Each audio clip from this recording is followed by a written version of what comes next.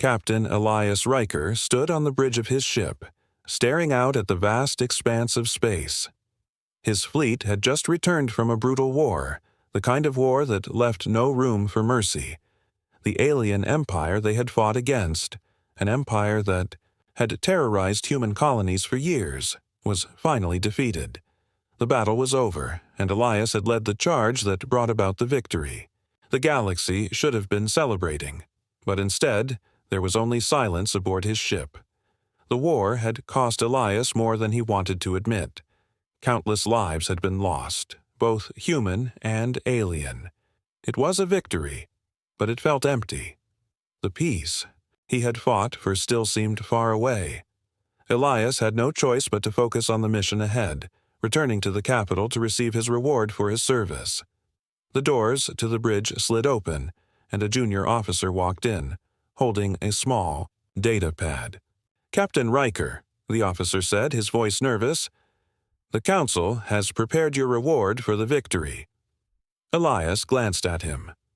"What reward?" The officer hesitated before handing over the data pad. "A gift, sir. A unique prize for your role in the defeat of the Zorath Empire." Elias took the data pad and glanced at the information on it. He read the brief message, then looked up, his brow furrowing in confusion. The message said he was to receive a trophy from the Galactic Council, a captured alien slave from the Zorath species. The note explained that she was to be presented as a symbol of his triumph over their enemies. Elias felt a knot in his stomach. A slave? The officer was still standing there, waiting for a response. "You should be honored, Captain," the officer said. "It's a symbol of your victory, a living, breathing reminder of the Zorath Empire's fall." Elias stared at the officer for a moment, his thoughts racing. He had seen things during the war, terrible things. The Zorath were brutal, enslaving entire populations of weaker species. They had no regard for life, only for domination. But even so, the idea of owning another sentient being, even as a symbol of his success, sat poorly with him. "Where is she?" Elias asked, his voice steady but cold. "She's being brought aboard your ship as we speak, Captain," the officer replied. "A reminder that victory has its rewards." Elias nodded, but his mind was already elsewhere.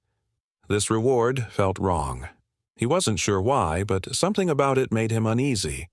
He had fought in the war for freedom, for justice, not for a trophy. And yet, here he was, about to receive a living creature as a token of his success. Later that day, the alien slave was brought into the ship's main hall. She was a striking sight, despite the shackles around her wrists and ankles. She was tall, her skin a deep shade of violet, and her eyes, large and dark, were filled with a sorrow that Elias couldn't ignore. Her long black hair cascaded down her back, and though she wore the tattered remnants of a uniform, there was something regal about her. She looked more like a warrior than a prisoner. She was escorted by 2 guards, and as they entered the hall, the room grew silent. Elias could hear her breathing, slow and measured, as if she had accepted the reality of her fate long ago. The guards stopped in front of him, and one of them spoke. "Captain Riker," the guard said, bowing slightly, "this is your prize, the last of the Zorath's royal family, captured in battle. She is a symbol of your victory." Elias didn't respond right away. He simply watched the woman, noting the way she held herself. Despite the chains, she stood tall, her posture regal, her eyes never once meeting his. She wasn't afraid. She wasn't broken. There was a fire in her gaze that refused to be extinguished, even after everything she had been through. The guard handed Elias a control pad, which displayed a brief history of the woman's identity. Her name was Lyra, and she was once a commander in her people's army. The report said she had been captured during the final battle of the war. Elias couldn't help but wonder how someone like her, a leader, a warrior, had ended up here, shackled and presented as a prize. He felt a stirring in his chest, a strange mix of pity and respect. He didn't know why, but the idea of seeing her as a trophy didn't sit right with him. She wasn't an object to be displayed. She was a person, a living being who had fought for her people's freedom, just as he had fought for his. Lyra's eyes finally met his, and, for a moment, the world seemed to stop. There was an unspoken understanding between them, a silent communication that passed through the space between them. Elias didn't know what it meant, but it was enough to stir something deep within him. "Remove her chains," Elias ordered, his voice commanding, yet soft. The guards looked at each other surprised. "Captain, she is your prize. The council—" "I don't care about the council," Elias interrupted.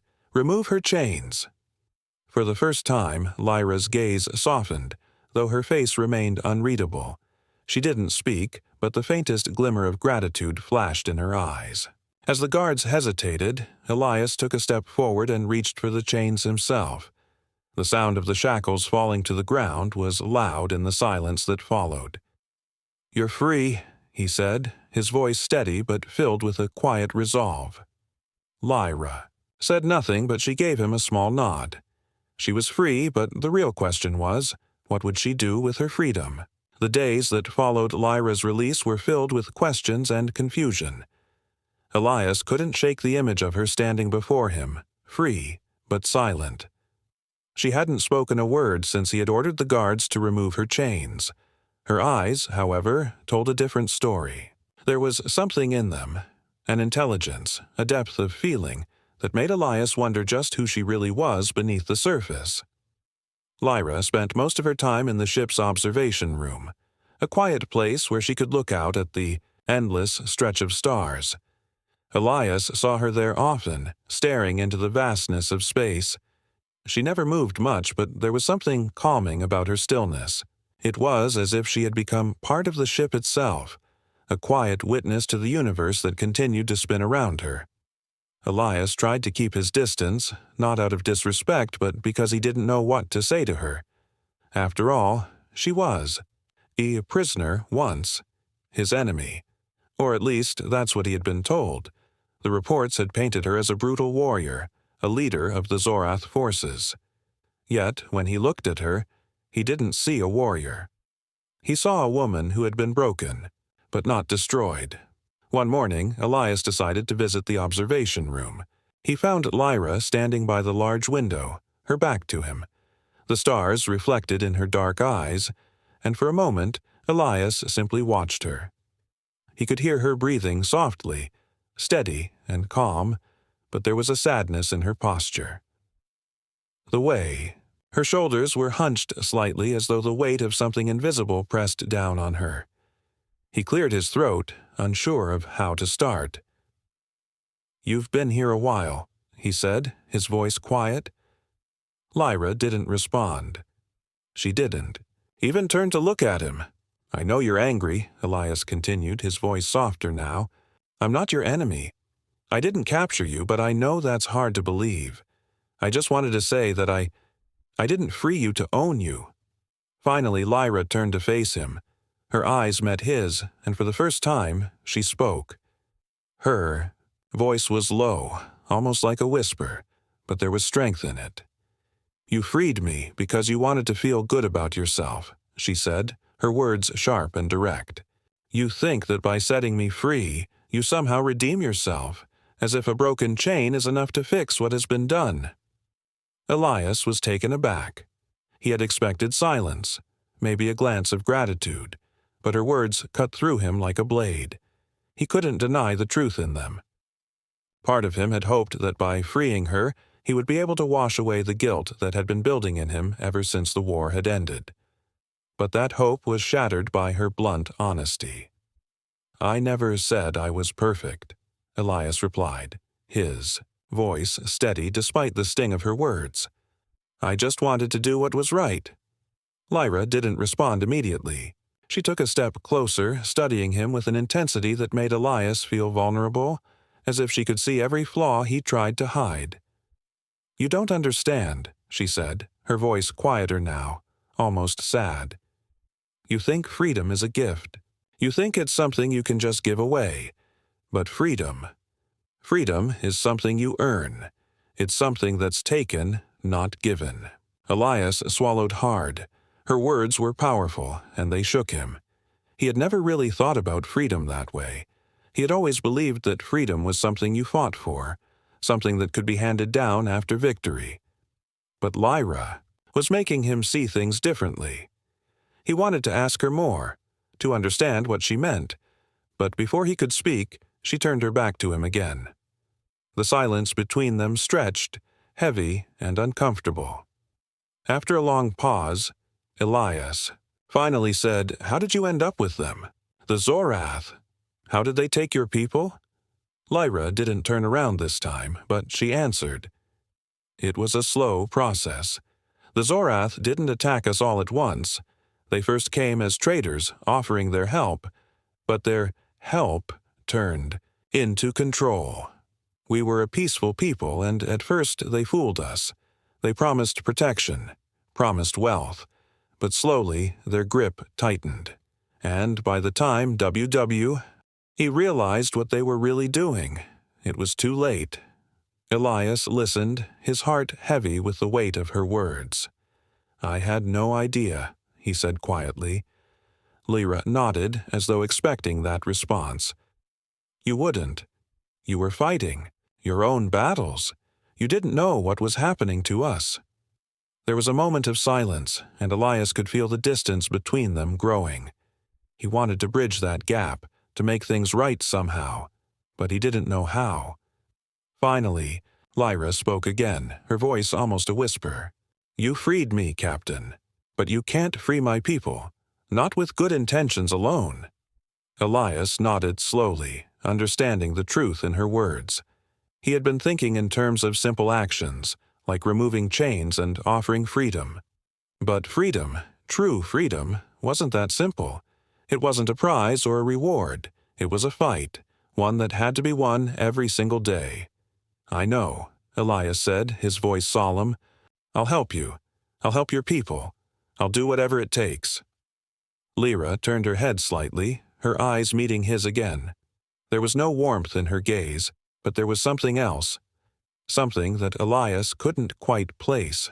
"I don't need your help," she said, her voice distant. "But maybe your people do. Maybe that's why I'm here." Elias didn't know what to say. He had freed Lyra, but she was still trapped in her own thoughts, her own past. She was free from the Zorath, but not from the scars they had left behind. Days passed, and Elias found himself wrestling with his thoughts more than ever. Since freeing Lyra, his life had been filled with an unease he couldn't quite shake. He had done what he thought was the right thing, but now he wasn't so sure. He had freed her from the Zorath chains, but in doing so, had he truly done enough? She had shown him how deep the wound of freedom really ran, how it wasn't just about the physical chains, but about the long, painful journey of rebuilding a life shattered by years of suffering. Despite this, there was still a part of Elias that clung to the idea that his actions were enough. After all, he had defeated the Zorath Empire. He had brought an end to the war that had torn apart countless lives. That should have been enough, right? But every time he looked at Lyra, he felt the weight of her silence, the weight of the choices she had made long before they had met. Lyra spent her days in the observation room, still staring out at the stars, as though she were searching for something out there, something that could take away the sorrow in her heart. Elias, meanwhile, tried to focus on his duties, but his thoughts kept drifting back to her. She was still a mystery to him. She had shown him her strength, her resilience, but there was so much more to her that he didn't understand. Her past, her people, the pain she carried, it was all hidden beneath the surface. One morning, Elias entered the observation room again, his footsteps soft on the metal floor. Lyra was standing at the window once more, her eyes focused on the endless expanse of space. She didn't notice him approach, and for a moment, Elias simply watched her. He wasn't sure what he was hoping to find, but the silence between them seemed to hold something powerful. Finally, Lyra spoke without turning around. "You've come to ask more questions, haven't you?" Elias paused, surprised by her perceptiveness. I just want to understand," he said. "I want to help, but I don't know how." Lyra turned slowly to face him, her expression unreadable. "You can't help me," she said, her voice steady but filled with something that sounded like sorrow. "I'm beyond help. The Zorath did more than just take my freedom. They took everything. My people, my home, my family. I am the last of my kind." Elias felt a pang in his chest as she spoke. He could hear the weight of her words, and it made him wonder how much pain she had buried inside her. It was clear now that freeing her hadn't been the end of her suffering. It had merely opened a new chapter, one that she wasn't sure how to begin. "I'm sorry," Elias said, the words feeling too small to cover the depth of what he was feeling. "I can't imagine what you've lost." Lyra looked at him then, her gaze piercing. "You think because you freed me, you've somehow fixed everything. But freedom isn't just about removing chains, Elias. It's about giving someone the chance to rebuild their life. And that's something you can't give me." Elias took a step closer, his heart heavy. "What can I do then? What can I do to make it right?" Lyra looked away, her eyes turning back to the stars. "You can't undo what has been done. You can't bring back my people, or the world we lost. You can't make the galaxy forget the things it did to us." Elias stood there, at a loss for words. He had thought that by freeing her, he had done enough. But the more he listened to her, the more he realized that he had misunderstood the true cost of freedom. He had removed her chains, yes, but he hadn't thought about the emotional and psychological scars that came with them. He hadn't understood that freedom was not just a physical state, but a process, a long, difficult journey. Lyra turned to him then, her eyes searching his face. "You came here for a reason, Elias," she said quietly. "What is it? You're not asking because you care about me. You're asking because you think you owe me something." Elias felt a lump form in his throat. She was right. Part of him had freed her because he thought it would absolve him of his own guilt. But now he knew that wasn't enough. He couldn't just fix the past with a simple act of kindness. He had to make a choice, whether he was willing to stand by her as she faced the reality of her broken world, and whether he was willing to fight for her people, who still needed someone to help them rebuild. "I don't know what I owe you," Elias said, his voice quiet, "but I do know that I can't walk away from this. I can't just leave you to face this alone. I don't know what the right thing is, but I know I can't abandon you." Lyra's eyes softened for a moment, and Elias saw something in them, something like hope, or perhaps trust. It was fleeting, but it was enough to make him believe that maybe, just maybe, there was a chance for them to find a way forward. "Then, make a choice," she said softly. "Help me. Help me rebuild my people. Help me show the galaxy that we're more than just slaves, more than just victims." Elias stood still, her words echoing in his mind. She was right. This was the moment of choice. He could turn away and continue to live his life as a hero, celebrated for his victory in the war. Or he could step forward, uncertain and unsure, and choose to help Lyra, choose to help her people rebuild, not just their bodies, but their spirits. It was a choice he knew he had to make, even though the path ahead was unclear. He had always been a soldier, a fighter. But now, in this moment, he realized that the fight for freedom was not just about war. It was about standing with those who had nothing left, giving them a chance to rise again. "I'll help you," Elias said, his voice firm. "I'll help you rebuild. I'll stand with you." For the first time, Lyra smiled. Small, but real. The decision was made. Elias had promised Lyra that he would help her rebuild, help her reclaim what had been lost. But as he stared out the window of his ship's bridge, looking at the endless stars, He knew that this was only the beginning. The galaxy was vast, and their journey would be full of challenges. They weren't just fighting against the Zorath Empire anymore. They were fighting against the past, against the scars left by the war, and most of all, against the deep sense of hopelessness that had settled in the hearts of those who had lost everything. Elias stood in the center of the command room, his mind racing with thoughts of the future. He had been a soldier his entire life, trained to fight, to win, and to lead. But he had never been trained for this, helping to rebuild a destroyed world, a people left without hope. He was good at taking down enemies, at leading men into battle, but now he had to become something more. He had to become a builder of lives, not just a destroyer of enemies. Lyra stood beside him, her eyes focused on the map of the galaxy displayed on the screen. They had a long road ahead of them. The Zorath Empire was no more, but there were still remnants of their forces scattered across the galaxy. Soldiers without purpose, leaders with no empire to command. And then there were the survivors, the people who had been left behind, forgotten, by the galaxy. It was these people that Elias and Lyra had to help. They had to give them a chance to start over. "I've contacted some of the leaders in the outer colonies," Elias said, turning toward Lyra. "We can't do this alone. We need allies, people who will help us rebuild, who understand the struggle we're facing." Lyra nodded, her face serious. "I agree, but we need to be careful. The Zorath may be gone, but their influence is still out there. Some factions may want to see us fail. They won't just accept peace, they'll fight for control." Elias was quiet for a moment, thinking about her words. He had seen what war did to people, how it left them bitter, filled with a need for power and revenge. There were always those who couldn't let go of the past, who saw only the enemy, not the chance for a new beginning. "We have to be ready for that," Elias said. "But we can't let fear stop us from moving forward. If we're going to help rebuild, we need to show them what we stand for. We have to lead with something stronger than weapons. Lead with hope." Lyra's eyes softened for a moment, and she placed a hand on his arm. "I'm not used to hope.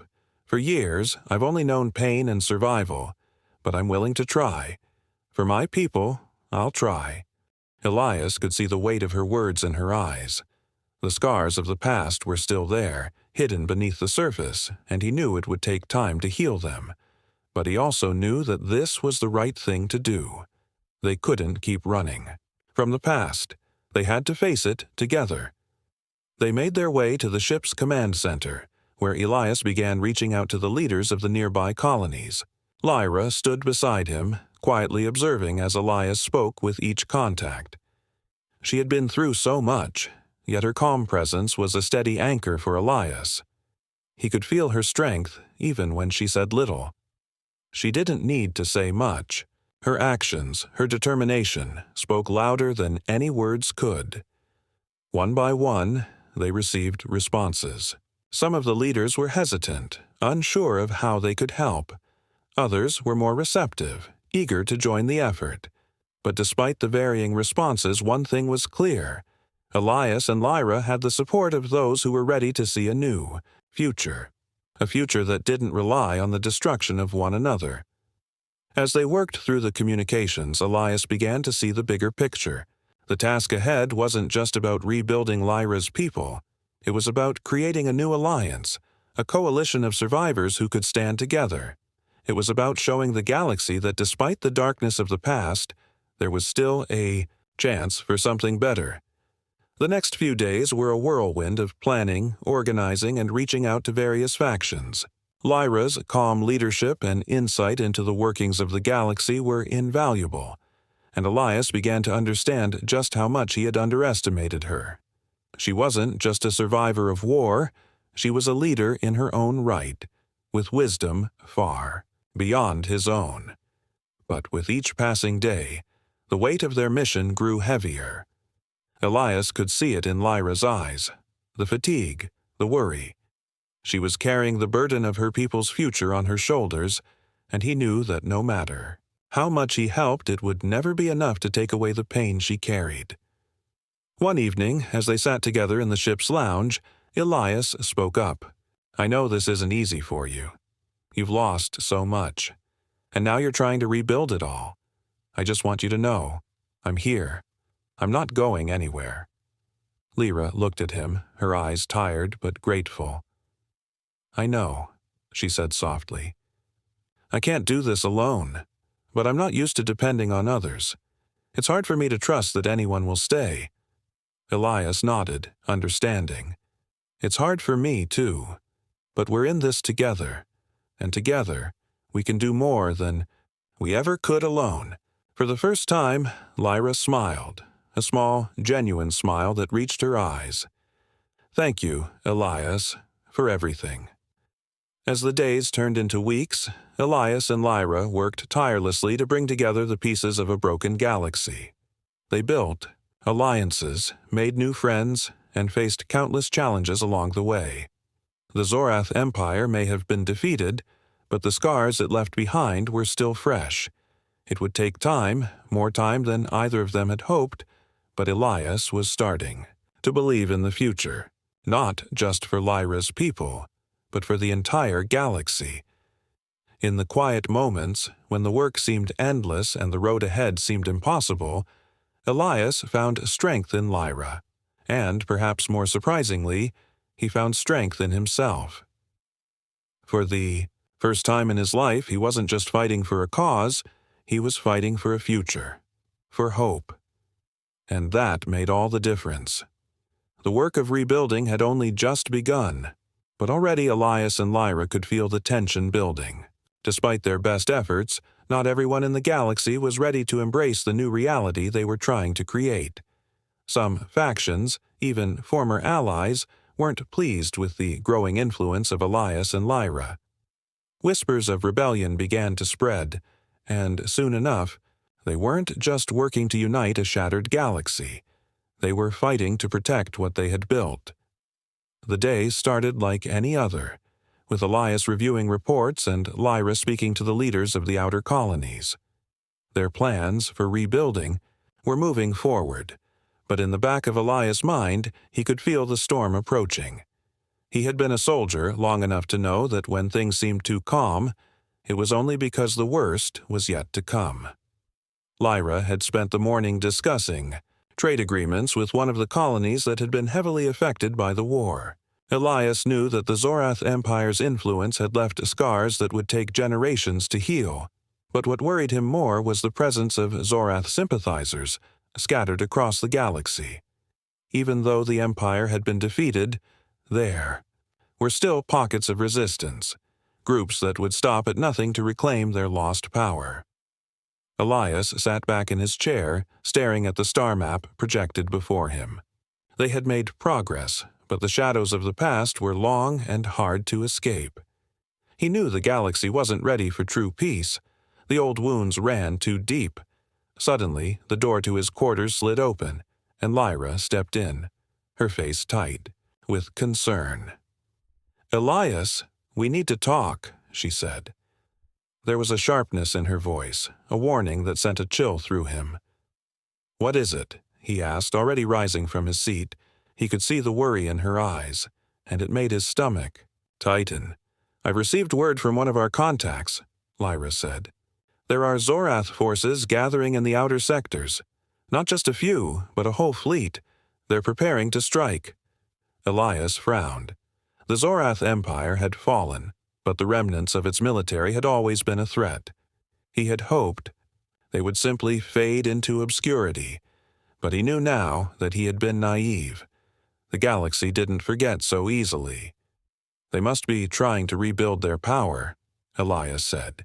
"We've been too focused on peace. They've been waiting for the right moment to strike." Lyra nodded, her expression grave. "They won't just attack us. They'll target the colonies we've been working with. They'll try to destroy everything we've built. We can't let them." Elias took a deep breath.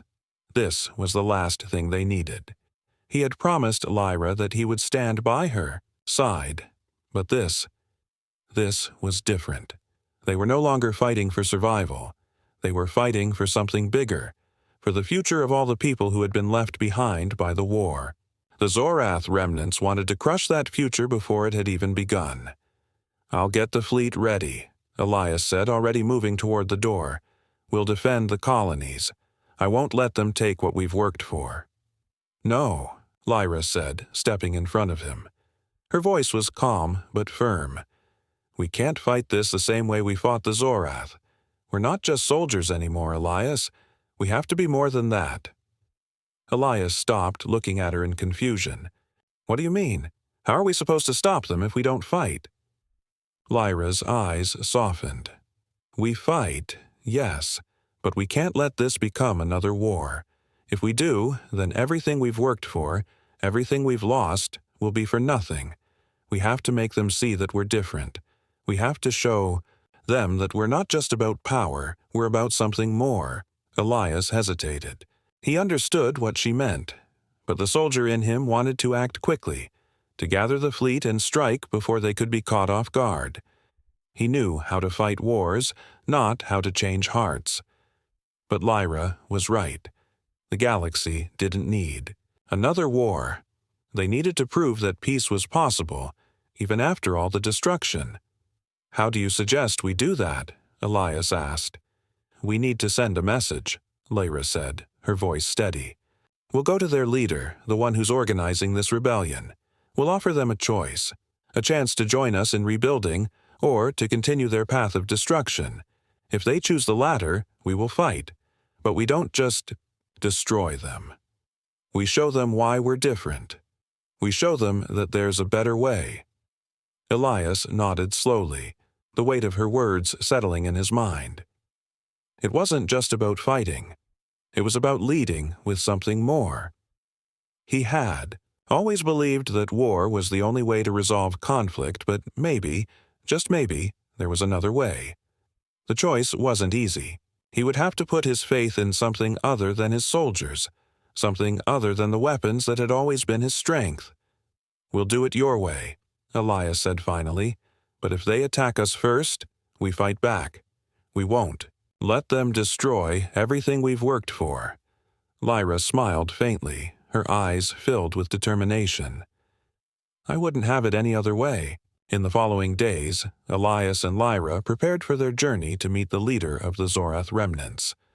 They knew it was a risky move, but it was one they had to take. If they could end the threat without another battle, they would. But Elias wasn't fooling himself.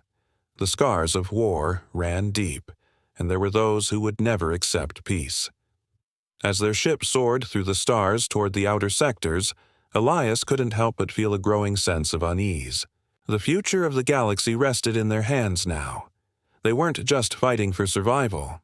They were fighting for something far greater, for hope, for the chance to rebuild a future that could be better than the past. And no matter what happened, Elias knew that he and Lyra would face it together. Elias and Lyra sat together in the command room of their ship, looking over the data from their recent communications. The journey to the outer sectors had been long, and their task ahead was more daunting than ever. They had come to negotiate with the leaders of the Zorath remnants, a group that had held on to the old ways, clinging to the idea that power was the only thing that mattered. But Elias and Lyra weren't just hoping to stop a rebellion. They were hoping to make them see that there was another way, a way of peace, of cooperation, of a future that didn't involve endless war. "I've been thinking a lot about this," Lyra said, her voice soft but steady.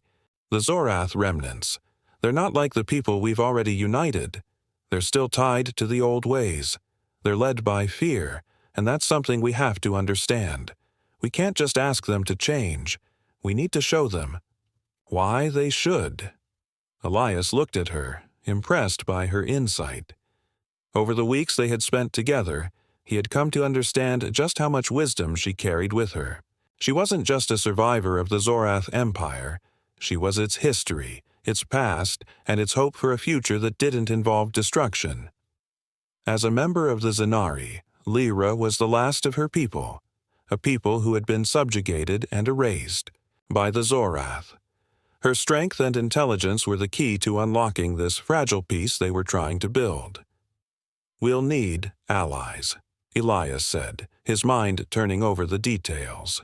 "We can't do this alone. We'll need to bring more of the colonies together.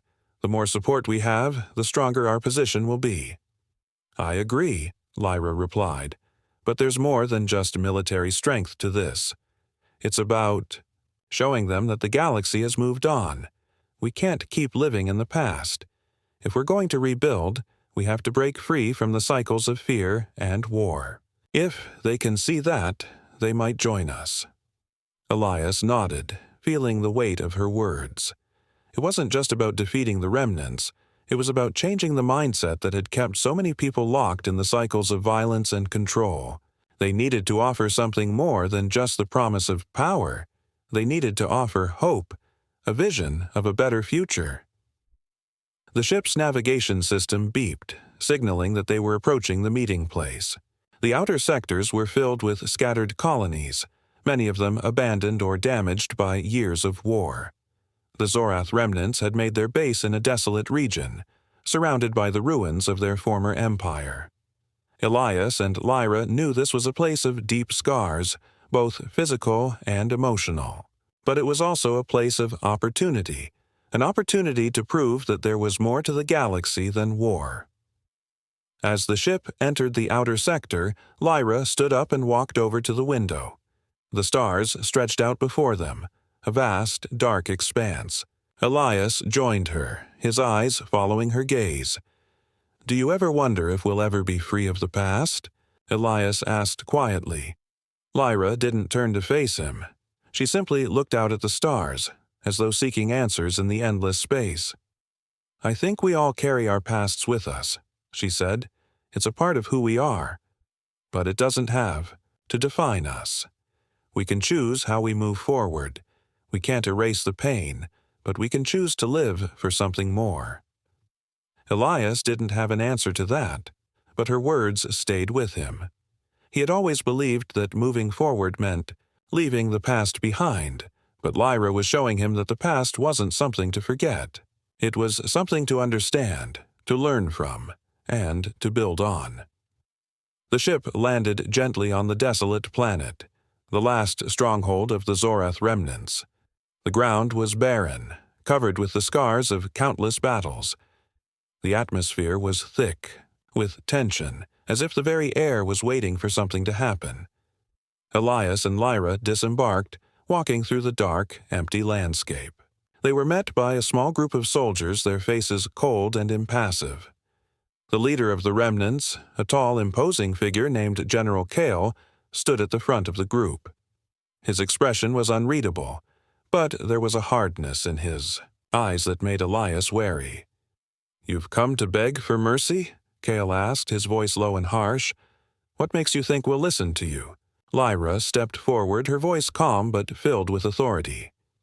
"We're not here to beg for mercy, General Kale. We're here to offer you a choice.